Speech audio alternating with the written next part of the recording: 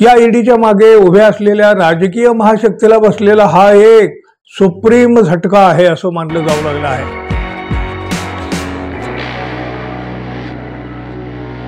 मित्र हो, नमस्कार।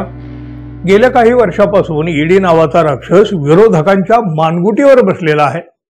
तसं पाहिलं तर ही ईडी ही संस्था केंद्र सरकारची एक तपास यंत्रणा आहे, केंद्र सरकारची, पण ती केवळ भाजपसाठी काम करते, त्यांच्या सांगण्यावरून विरोधी पक्षातील नेत्याचा ती छळ करते या आरोपाने ही संस्था पुरती बदनाम झाली आहे। बघा, गाव पातळीवर सुद्धा ह्या ईडीची ओळख आता झालेली आहे। कुठल्या अर्थानं ओळखतात तुम्हालाही माहिती आहे। बड्या बड्या नेत्याच्या मागे ईडी लावली जाते, मग हे नेते भाजपात किंवा त्यांच्या मित्र पक्षाच्या सोबत जातात आणि त्यानंतर मात्र सगळ्या चौकशीच्या फायली बंद होतात, कुठेतरी धुळीत जाऊन पडतात आणि मग हे नेते सुखाची झोप घेत असतात। हे जे नेते यांच्या पुढे झुकत नाहीत ना, ते अवघ्या काही दिवसातच तुरुंगात दिसतात। महाराष्ट्रासह देशातले अनेक बडे बडे नेते असे भरडले गेले आहेत। तुम्ही आम्ही पाहतो आहोत, पाहिलं आहे। ईडीचा हा राक्षस कितीही अकराळ विकराळ झाला तरी त्याला लगाम लागत नव्हता, त्याला कोणी पायबंद घालत नव्हतं, त्याला कोणी आवर घालत नव्हतं। त्यामुळे तर तो हा राक्षस अधिक सैराट झाला। आता मात्र महाराष्ट्राच्या एका सुपुत्रानं देशात संविधान आणि कायदा अस्तित्वात आहे याची जाणीव करून दिली। या राक्षसाच्या एक चांगली सनसणीत कानफटात देऊन त्याच्या हातापायाला देखील आता बेड्या ठोकल्या आहेत। महाराष्ट्राचे सुपुत्र न्यायमूर्ती भूषण गवई हे भारताचे सरन्यायाधीश झाले। संविधानाचा सन्मान आता 100% होईल अशी अपेक्षा वाढली। सरन्यायाधीश भूषण गवई यांचा प्रत्येक आदेश आता चर्चेचा ठरू लागलेला आहे आणि आता तर त्यांनी थेट ईडीला फटकारलं आहे, तेही साध्या सुध्या शब्दात नाही। सुप्रीम कोर्टानं ईडीच्या काही कारवायावर कठोर शब्दात नाराजी व्यक्त केली। सरन्यायाधीश भूषण गवई यांनी एका प्रकरणाच्या सुनावणी दरम्यान, म्हणजे हे तामिळनाडूतलं एक प्रकरण, त्या सुनावणी दरम्यान ईडी मर्यादा सोडत असल्याचं विधान त्यांनी केलं।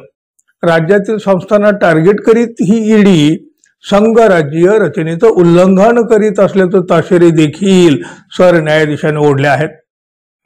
शिवाय कोर्टानं याबाबत ईडीला एक नोटीस सुद्धा दिलेली आहे। तामिळनाडूतील एका प्रकरणामध्ये सुप्रीम कोर्टानं ईडीच्या तपासाला तात्पुरती स्थगिती दिली आणि ही स्थगिती देताना सरन्यायाधीश गवई यांनी कडक शब्दात ताशेरे ओढले।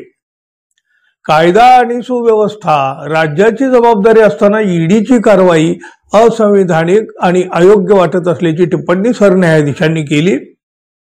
ईडीनं तामिळनाडूत 1000 कोटींचा मद्य घोटाळा झाल्याचा आरोप करीत एक चौकशी सुरू केली।